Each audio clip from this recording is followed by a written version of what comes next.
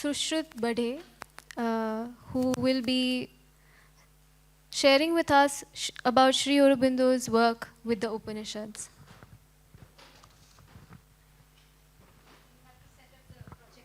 Yes.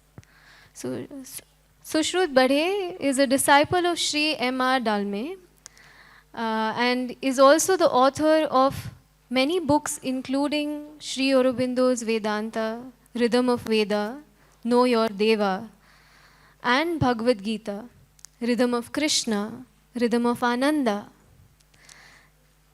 Deeply influenced by Sri Aurobindo's teachings, his work looks at Sanskrit texts as a living spiritual guidance, beyond analysis into direct understanding. This session will invite us to see how Upanishads, through Sri Aurobindo's vision, remains relevant to our evolution today. Please. Okay, the full focus will be on Sri Aurobindo's Upanishad for the next 40 minutes. Please welcome Sushrut Badhe.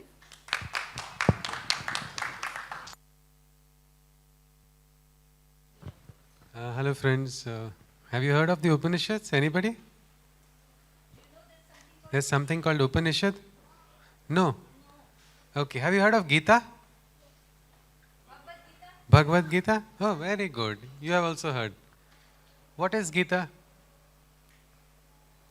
Anything? Gita is what? Bhagavad Gita is what? Book. Okay.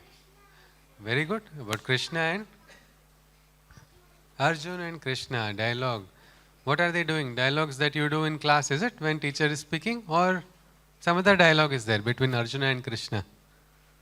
It's a deep dialogue of life, and that is why Gita is also called an Upanishad. They call it Gita Upanishad. So Upanishads are actually very nice texts, but to understand that you will have to grow up a little bit more, because it talks about Brahma Vidya. It is always fun to try to understand, but these are the most sacred books of Bharat.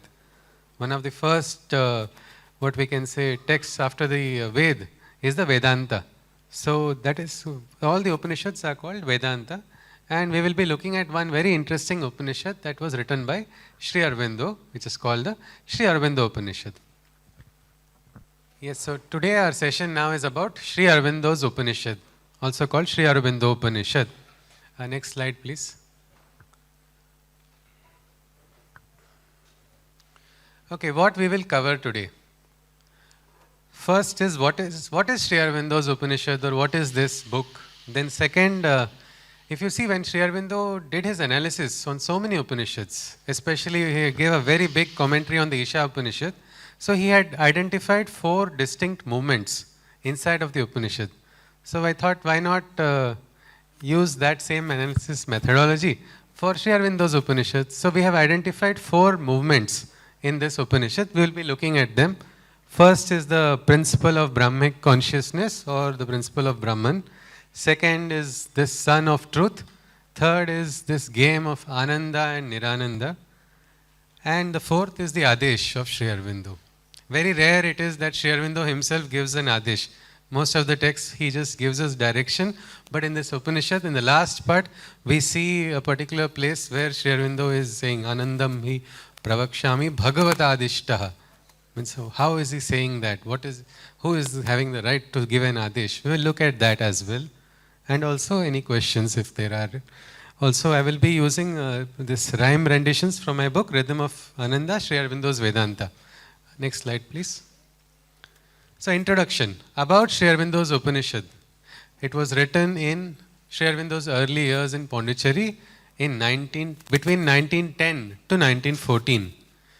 So, 1910 to 1914 it was written, but then you see when it was published? In December 1978, after so many years. In Sri Aurobindo Archives and Research, it was done by the great Sanskrit scholar Sri Jagannath Vedalankarji. And Sri Aurobindo himself did not give a commentary or a translation for this text. It was in pure, just Shuddha Sanskrit. And then Panditji gave a translation, and the Sanskrit Karyalaya gave the title Sri Aurobindo Upanishad. Is this a right? Some people say, since Sri Aurobindo did not give this title, you cannot give any title. So many people have the right to argue. But if anybody studies the Upanishad and sees what Sri Aurobindo has also written, it very well identifies the same flow. So it is definitely what we call an Upanishad. Yeah, okay. All right. So it is the Vedanta of Sri Aurobindo. In short, what is Sri Aurobindo's teaching? If the world wants to understand in short, best is to learn Sanskrit and read this small booklet. You will beautifully understand what is the kernel of Purna Yoga, what is it. Next slide, please. So again, why is its message important? Why do we need to understand this text of Sri Aurobindo? It's having a message which is very central to the aim of Auroville as well. If we want to realign ourselves with what is the vision of the Master, it is important and imperative to understand the message of Sri Aurobindo Upanishad. If you see, it is about embracing the world life for a material divinization. Because divine is so brilliant, divine is so great, people begin to feel humanity is hopeless and pointless and useless. So the simplest way is escape from humanity and embrace a divinity which is not present in the world. But that is not Sri Aurobindo's yoga. Sri Aurobindo's yoga is about material transformation or divinization, and that simple principle, or it's not a simple principle, it is a fundamental principle, and that principle has a great value for all of us.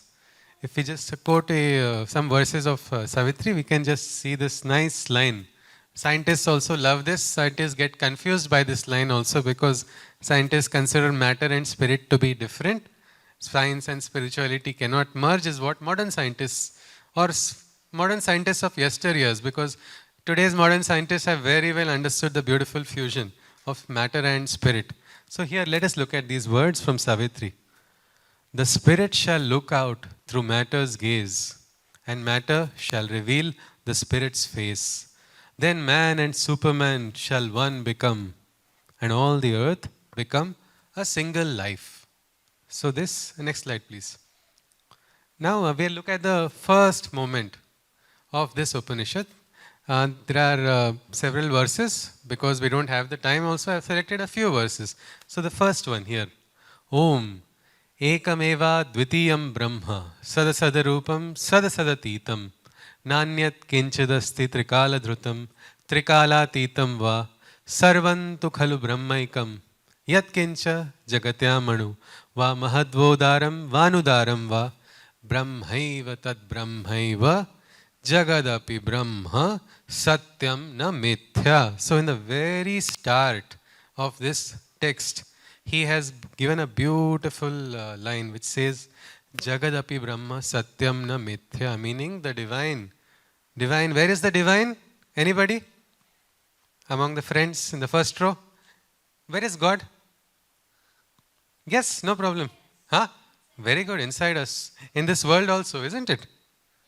Very nice. See, that is such a nice answer. Inside us. A child's heart also understands the divine is here in this world. We don't have to go into some other world if we cannot see the divine here. Which other world will we understand? So many texts are there.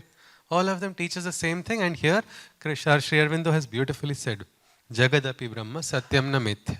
So this Brahman, what is the word? Everybody? Brahman. What is it? Brahman. Brahman is the name in the Vedanta for the divine. This is the principle of the divine which is present everywhere, inside us also, outside us also. Mandukya Upanishad says, Tad dure tad vantike, tad antarasya tad bahyasya, everywhere. Inside, outside, around us. And that is where we see in the first part of this Upanishad where Sri Aurobindo introduces the concept of the Brahman in a very simple manner. He first says, Ekam eva dvitiyam. Ekam eva means only one. Advitya means nothing, not two like that. So this is one which is not two, means this original one essence. Where is it? It is everywhere. If you see, he is the truth, the highest that can be attained. In this creation too, the same truth is contained. This is the Brahman's truth supreme, which is not false, even in the mortal realm. Beyond all three times, eternal and transcendent. You see, there's a word Trikala Tita. What are the three kalas?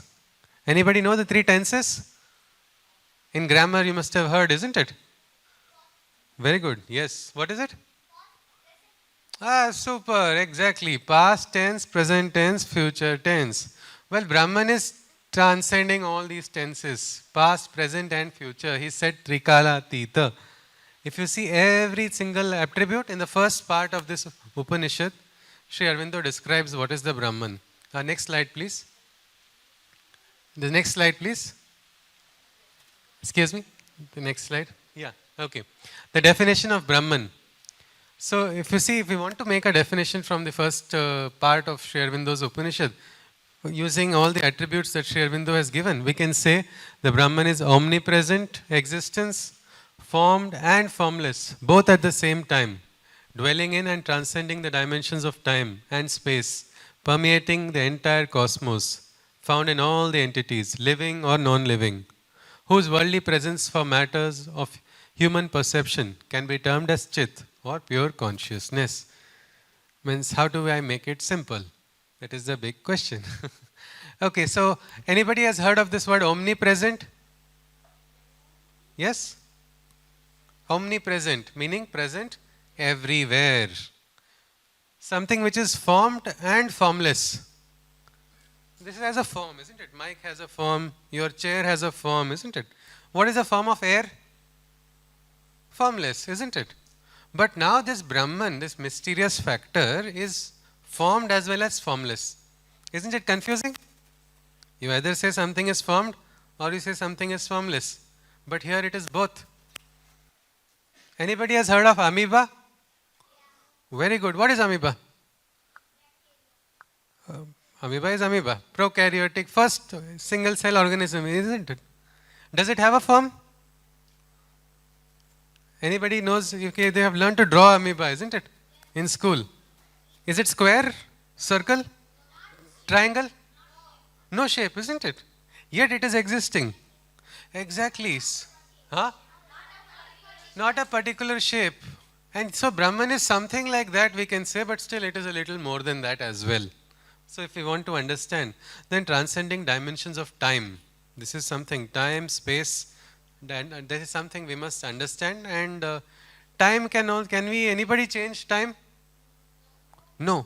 But do you know when you go in space, time changes? Anybody knows of it? Yeah?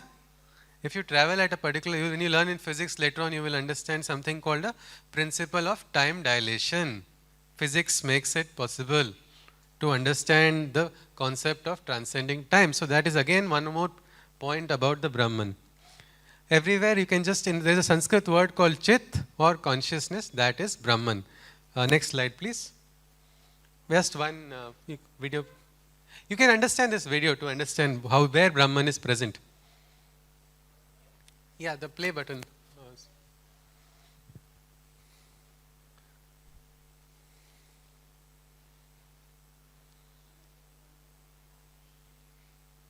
So it's everywhere. To understand the Brahman, we can just probably visualize this is how the Brahman is. Next slide, please. The second moment, that is again interesting. It is about the sun of truth. The symbolism of the sun is found in almost all Sanatan scriptures. Look at the Ved, look at even Ramayana you can see there is a dynasty of the sun. In the Bhagavad Gita also you will see. In the Gayatri mantra also it is about the sun. Anybody knows the Gayatri mantra? Yes. Very good. Can someone tell me? Yes, please.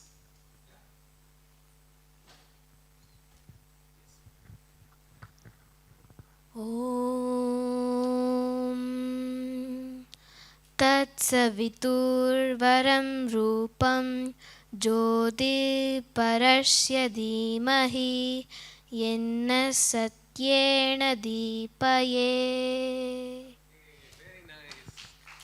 So this is Sri Aurobindo's Gayatri mantra. So like that there is another Gayatri mantra. It is all about if you see, she said a beautiful mantra. This mantra is talking about invoking a sun which is behind the sun. Can you imagine? We already cannot see the sun, isn't it? Anybody can see the sun at 12 o'clock in the afternoon. It is too bright, isn't it? But this is something that is interesting. But if you see, we will look at it now. What is this? How is the Brahman? Because Brahman becomes difficult to understand, Sri Aurobindo has made it simple for us, giving the concept of the symbol of the sun. Because we all know the sun, isn't it? we get inspired by the rays of the sun. The Gayatri mantra says, Om Tat Savitur Varenyam Bhargo Devasya Dhimahi Dhiyo Yona Prachodayat. We are asking that sun to inspire our intellect. You see the sun. Now many of my friends, when many have gone to UK, there they are not able to see the sun, and then they say, I feel very sad and depressed because I cannot see the sun. But all the friends who are in Pondicherry are complaining, I am having so much sunlight, I don't know what to do. So it is up to us, the choice is ours. We want to be happy or sad. But the sun is a great source of inspiration, and we can try to focus on the sun. So here, this, even if you see in Rig Veda also, it is talked about how Rudraogam Mama Surya Harimanan Chanashaya, the heart disease can be cured by the sun. Maybe some clinical trials also. I was discussing with a doctor this morning only. He said that some clinical trial has been done that heart patients, when they spend more time in the sunlight, they have a greater prognosis of recovery and all of this after operations. We will have to see if these trials can be standardized. But it is there. This is a very understandable motive, and Sri Aurobindo has used that in his Upanishad. Let us just look at some words from this part. Om Tat Sat Yatcha Satchideva Tat Chinmayam Jagad Bhasate Chidatmani Satya Prakashaha Satyasya Bhagavataha Yatha Suryasya Pratibimba Eka Shante Jale Bahavaschale Satyah Suryaha Satyah Pratibimbaha Satya Prakashaha Satah Suryasya Nasa Swapnaha Satah Prakashastu Saha. You all see the sun, isn't it? Or is it a dream? Looking at the sun. Is it real? Is the sun real or is it a dream? Real, isn't it? Something similar we see Sri Aurobindo saying. Let us just move to the next slide, please. The sun, that is the blazing ball of fire, too, is the true one. And its light is the true light of the real sun. This isn't an illusion, but is the truth, authentic and reliable. As the sun is real and this truth is undeniable. Likewise is the Brahman, the truth, the light of truth and divinity, not an illusion or Maya or a creation of mental activity, not a false luminance, a mirage or a trick of light, but is the experience of the real suns inside, real truths inside. Thus, the sun is not the divine one, but the divine himself is the sun. This world is the elusive web supreme spun by the divine himself in the mortal dream. This is a very interesting and deep philosophy Sri Aurobindo is saying. He is saying that the sun that we see is real. But you know who is giving light to the sun? It is a fireball, that is correct. If you see, according to physics, you will have what we call at high temperature thermonuclear reactions take place and heat is generated. But how did the sun come into existence? It came from a larger star, isn't it? The star burst and created a sun. So Sri Aurobindo is talking about, as our ancient texts talk about, a light which is behind the light that we see, that is powering, and that is what is the Brahman, is what it is said. That is the line. Thus, the sun is not the divine one. The physical sun is not divine, but the physical sun is powered by the divine. And that is why you see in ancient times, they used to worship the sun. Because people think we worship the sun, we worship fire, we worship water. Means what we are just, we have never seen sun before. It was not like that. Every day sun was rising, but you see, they understood the spirit of the sun. Early morning. How many of you wake up early in the morning before sunrise? 1, 2, okay. Yes, all of you, many of you. All right, very good. It's nice, isn't it? In the morning hours, when the rays of the sun start, the birds start chirping, it's a great freshness. Well, that is again a symbolism. Symbolism of the dawn. Usha is worshipped in the Rig Veda. She is again the dawn of a new consciousness, a new birth. So if you are not waking up early, try waking up early. It will help you really improve your grasping capacity. So let us go to the next slide. Yeah, before we play it, just once before clicking on the play, Sri Aurobindo says, Yatha Suryasya Pratibimba Eka Shantas Jale Bhavas Jale. In a simple, just the reflection of the sun, no? If you see in silent water, how is it? A single reflection is there when the water is not disturbed. And when you disturb the water, what happens? that one sun reflection becomes so many suns. But is that falsehood? That is a true reflection, and that is a very interesting tarka which Sri Aurobindo uses. So in short, let us just look at this.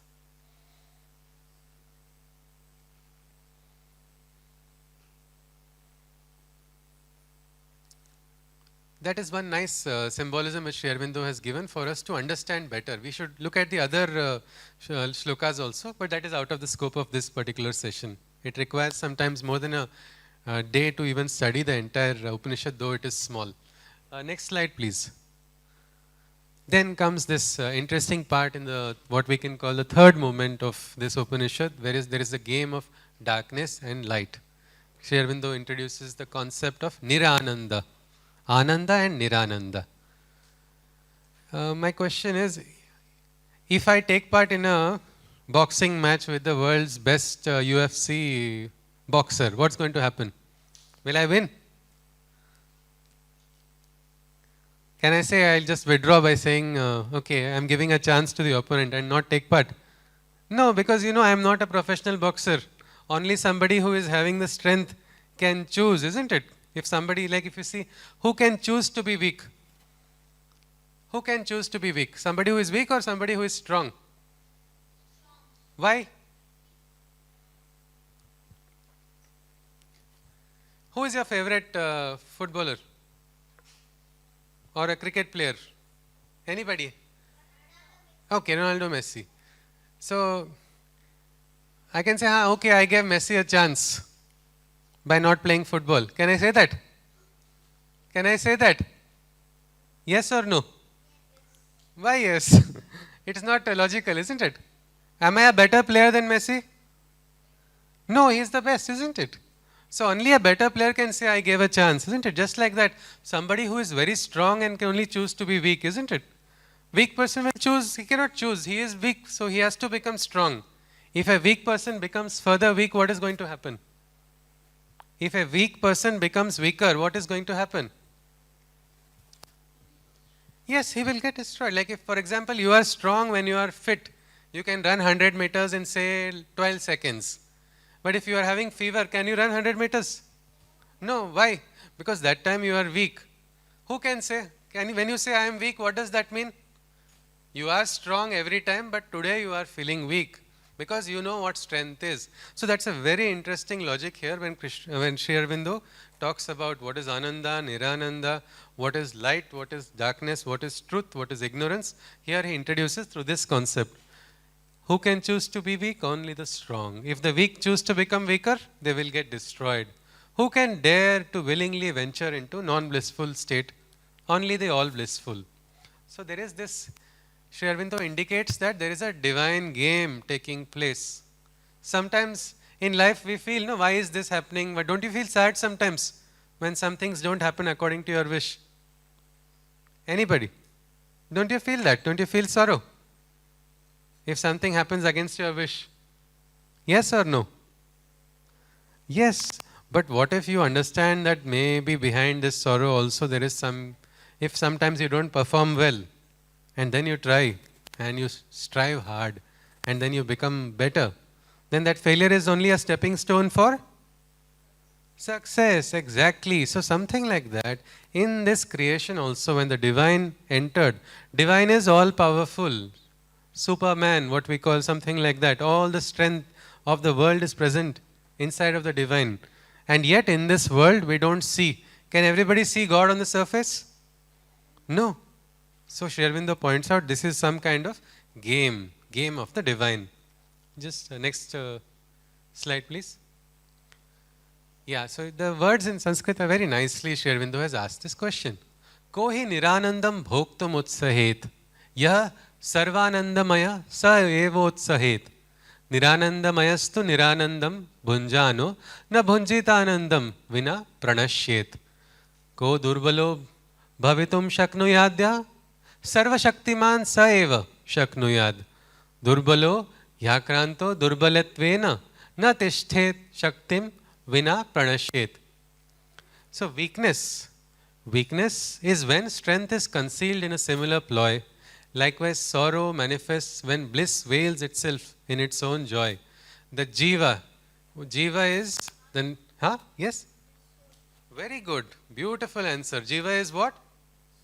Excellent answer. So Jiva is sitting inside. One day you get ice cream, you feel happy. One day you don't get ice cream, you start crying, isn't it? But Jiva doesn't cry at both times. He is laughing both times. Ah, today I didn't get ice cream. Okay. That is the Jiva. Jiva is the silent observer. In the Gita, Krishna says that only.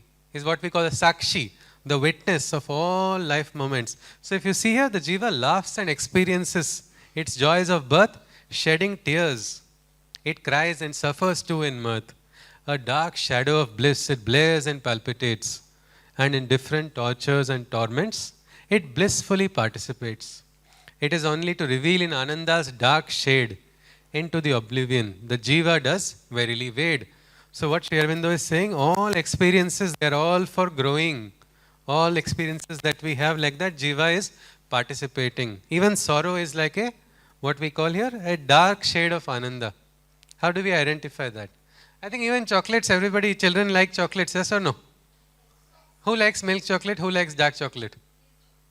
Milk chocolate here. Who likes dark chocolate? Okay. Okay, so many examples. Isn't it? So what is this? These are all choices, isn't it? This is particularly what Sri Aurobindo is saying. Sometimes we think we don't understand. Great events take place. Sometimes very disturbing events take place. Smaller level or sometimes on the cosmic level, and these disturb us. But the Jivatman never gets disturbed because he understands this is a ploy of the divine. The next slide, please. I think it is turned off. Yeah. Yes, if you just look at this, the same individual having two different expressions, isn't it? One on the left, another on the right. Can somebody tell me what is on the left? Maybe from this side. Yeah. You can tell them. On left, Left side was very rainy. left is this side. Yeah. Left side was very sunlight. Yeah. Right side So right side they will see. Left side only you can see. What do you see? brightness. Brightness. Okay. Great. Wonderful. Yes. Left side is Right side. right side is heavy rain. Heavy rain. Yes. In sad. Sad, isn't it? Okay. Fine. So if you see any life moment, we have two ways of looking at it always. And here you see this on the left hand side, it is almost as if from the heavens only flowers are falling on that individual. That person is enjoying the grace. And on the left hand side you see this in the storm and sorrow a person is having in tears. Well, this is something which is what we call Ananda and Nirananda. The game that is at play continuously, the game of what Sri Aurobindo calls game of forces that takes place behind the scene of things. It's always at play. Next slide, please. Then comes the next final moment. There is a resolution also of the conflict, the problem that is kept in front of us. And there is also liberation. Sri Aurobindo talks about a biggest concept that is absolute freedom, which is called moksha in Sanskrit. Many people have sometimes, the great ones also have said, moksha is only escaping from the what is there in this world. There is nothing. Moksha is elsewhere. But Sri Aurobindo alone is one of those great yogis, one of the very rare few set of yogis who talks about a terrestrial realization. Moksha ihaiva, as Krishna says in the Gita, in this birth itself, in this experience of life. And that is explained in this last part of the Upanishad. Everybody must have heard of this statement, isn't it? Ignorance is bliss. Yes? Anybody has heard of this? Ignorance is bliss? Yes. Is it really bliss? Sometimes? Sometimes it feels bliss. But what if a doctor says, oops, I operated and removed the wrong kidney out of ignorance? we cannot accept it. Or if our security guard is saying, today only I was just sleeping once out of ignorance, I am sleeping today, I did not know this today only some thief is going to come. There we do not tolerate certain places when somebody makes mistake, we don't tolerate it. Well, then we should not tolerate it for ourselves also. And Sri Aurobindo says, no, ignorance is not bliss. It's what pseudo bliss. Afterwards, I had a friend who would always say after every exam, I'll get full marks. He'll be in happy state of full marks till the results come. Because there is a small period after writing the exam to getting the results. That entire period he is topper. After the results come, we understand he has failed. But look at that state of mind, it is not going to help you all the time. And here ignorance is the tamaha or darkness, or it is the source of what is ahankar in an individual. And Sri Aurobindo says, ahankara eva bijam. This is the root cause of what?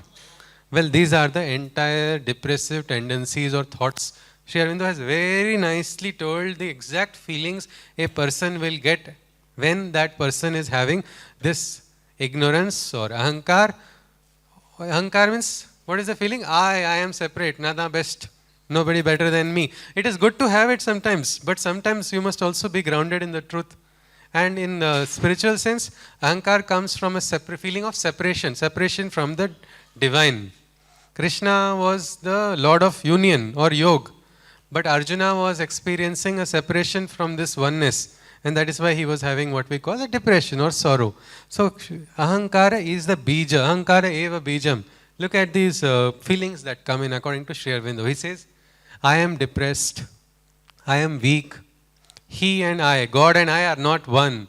This is my nature, I am like this only, I will not change. He and I can never be one, I and divine can never be one. What is good for him is bad for me. This feeling also comes. What is good for that God or divine is very bad for the individual, for me. And in his will's destruction, if God's will is destroyed, I will be the celebrator, I will be better.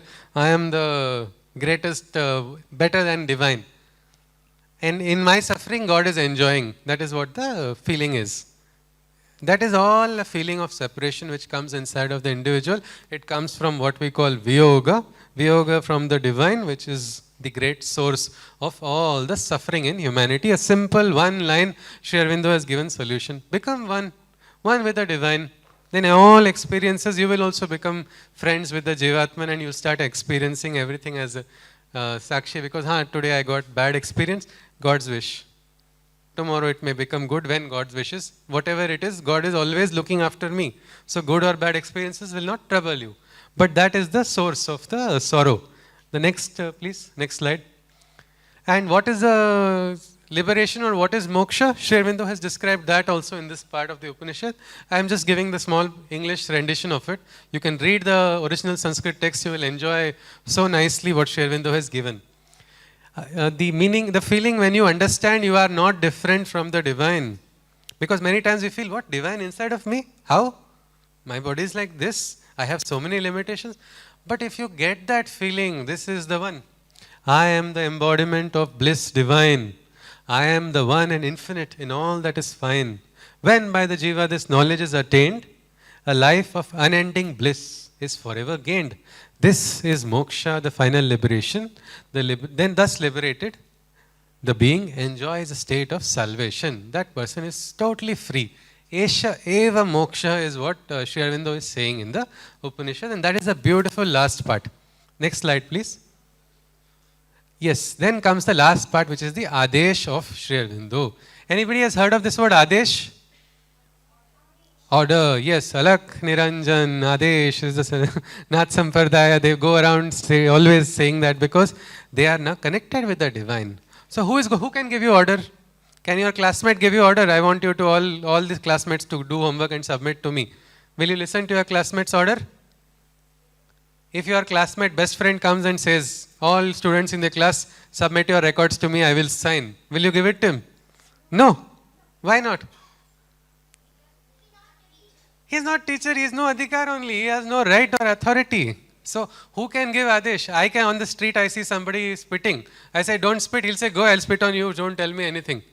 But if the Prime Minister says from the higher stand, he says, "Aap pichkari band karo," immediately Swachh Bharat Abhiyan starts. People stop spitting, and the place where people used to spit a lot suddenly becomes much cleaner because the authority is there. So the Adesh has to be given by a person of authority. If at all a time comes where we are going to become adhikaris to give an Adesh, Let us first become adhikaris, no? Then let us become the authority. Then you can pass the order. No point passing order without having the tapobala or anything else to do that. And Sri Aurobindo is the right person to give us the adesh, his experiences that he got. If you see this photo, it is a photo of Sri Krishna directly blessing Sri Aurobindo. It was in Alipur jail that Sri Aurobindo got his first Krishna experience, and he also got an adesh then. And at that time, a decisive turn took place. And again, afterwards, there was the merger of Krishna himself into Sri Aurobindo. So, Sri Aurobindo's statements, they can come as adesh, but it is so beautiful that Sri Aurobindo doesn't say, I, Sri Aurobindo, order you to. He says, under the command of the divine, I am giving you. He's again not taking that authority, though he has it. He says, it is in the name of the divine that I pass this instruction or message. And to whom does he pass? He passes to all the followers of his sunlit path, and he gives in a beautiful, beautiful line to all of his followers. He says the word, Anandasya putraha, children of Ananda. That is beautiful. Next line, please. Next slide. So let us see. Leelartham hi jagadanandartham Leelamaya iti leela kurutanandasya putraha muktaha kridatanandam bhunktaiva bhogyam bhagavantam prapya bhunkta sarva vastushu. The last part.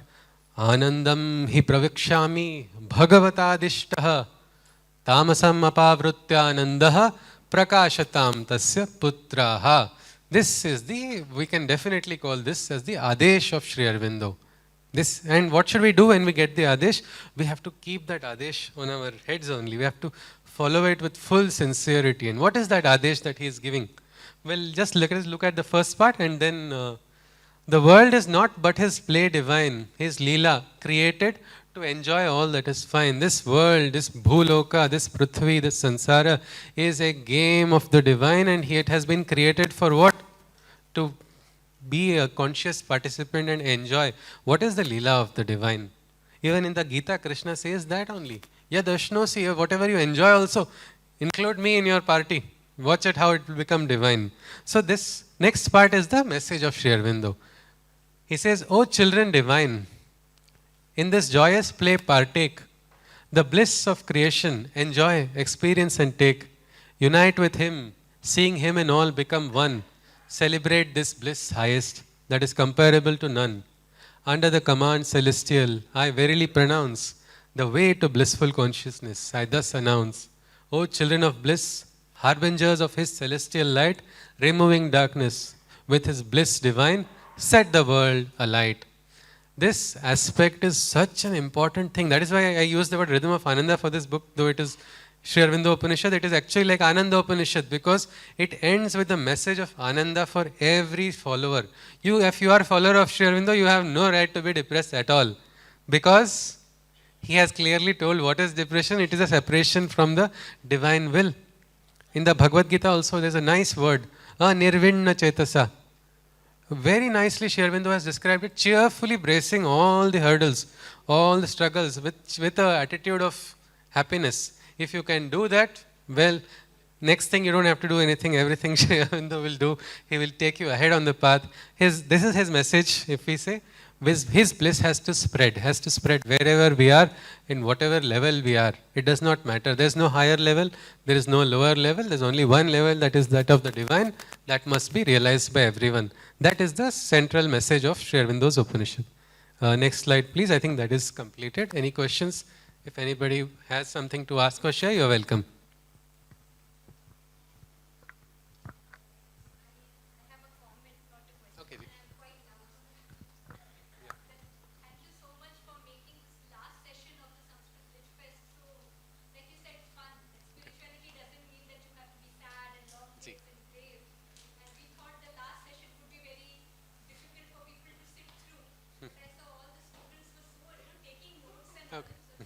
Thank you so much. Thank you.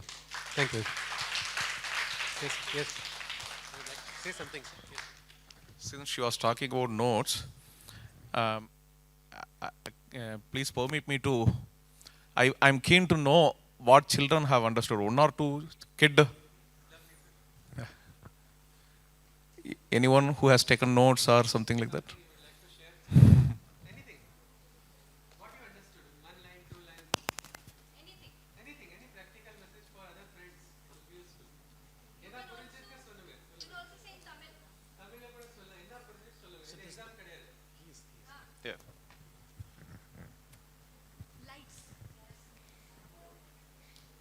வந்து இதில் என்ன புரிஞ்சுன்னா கடவுள் வந்து எல்லா இடத்துலையும் இருக்கிறாரு.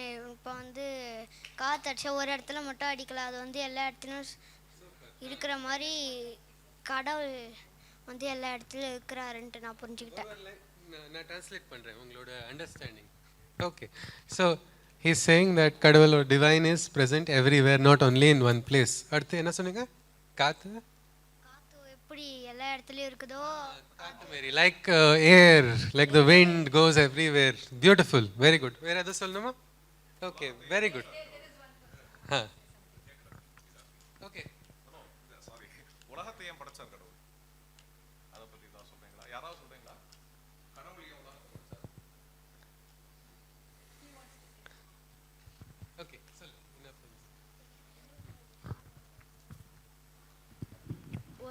ஒரு நாள் வந்து கடவுள் வந்து அவரோட உருவத்தையே வந்து மண்ணால் செஞ்சார். அப்போ வந்து இந்தமாரி நம்மளும் ஒரு ஒரு இடத்த படைச்சி அந்த இடத்துல வந்து இதேமாரி மனுஷங்களாக இருக்கணும் அப்படின்ட்டு நினச்சேன். Very good, very good. So, sir, exactly he has said that divine has created the world like himself, is it? Yes. And we should, second part was what, sir? We also should be like him. So we should also be like the divine. That is what he has said. Oh, excellent. Very good, very good. புரிஞ்சிச்சு, இதான் best meaning. Thank you so much. வேறு யாருக்கும் அதை add பண்ணணுமா? இல்லைன்னா நம்ம conclude பண்ணலாம். Okay, சரி, தேங்க்யூ. Okay, thank you. கை தூக்குறாங்க. யார் யார் எதுவும் சொல்லணுமா?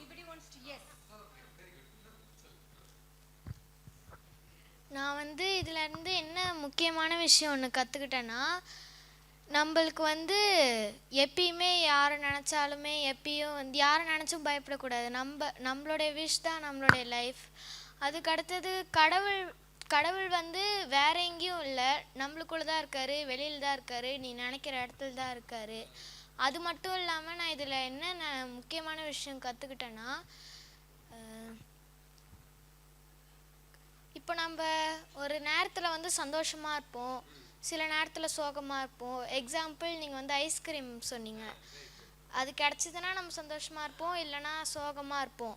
ஆனால் நம்ம சோல் வந்து எப்போ பார்த்தாலும் அது வந்து கண்டுக்காது.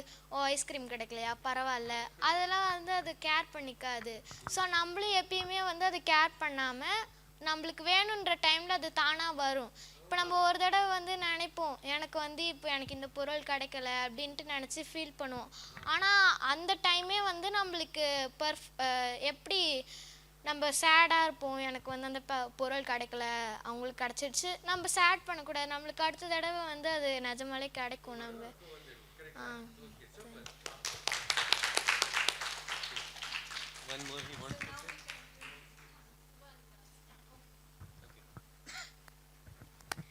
இதில் வந்து நான் வந்து ரொம்ப முக்கியமாக என்ன தெரிஞ்சுக்கிட்டேன்னா, நம்ம இப்போ நம்ம ஃப்ரெண்டு வந்து ஏதோ பெருசாக அவங்க பர்த்டே பார்ட்டியில் வந்து ஏதோ பெரிய கேக், ஃபவுண்டைன் கேக் அந்த மாதிரி ஏதோ சாப்பிட்றான். நம்ம பர்த்டேக்கு வந்து நம்ம எதுவுமே பண்ணலை. அதனால் வந்து நம்ம வந்து ஃபீலிங் பண்ணுறதுக்கு பதிலாக நம்ம வந்து ஃபீல் பண்ணாமல் நம்ம சந்தோஷப்படலாம். ஏன்னா நமக்கு வந்து பெரிய கிஃப்டாக வந்து கடவுள் வச்சுருக்காரு. அது என்னன்னு எனக்கு தெரிஞ்சுன்னா கொஞ்ச நாள் அப்புறம் வந்து எனக்கு அப்புறம் தான் நாயன்மார்கள் கதை சொல்லுவாங்க எங்கள் ஸ்கூலில். அப்போ தான் எனக்கு வந்து புரிஞ்சு நமக்கு வேறு யாராவது வந்து ரொம்ப சந்தோஷமாக இருக்காங்கன்ட்டு நம்ம நினச்சி நம்ம வந்து சங்கடப்படக்கூடாது. நமக்கு ஒரு பெரிய கிஃப்டாக பேரண்ட்ஸ் இருக்கிறாங்க. Okay, beautiful. Okay, thank you. Okay, close பண்ணு. Ranganji, if I may invite you to felicitate such a wonderful, fun-filled session here.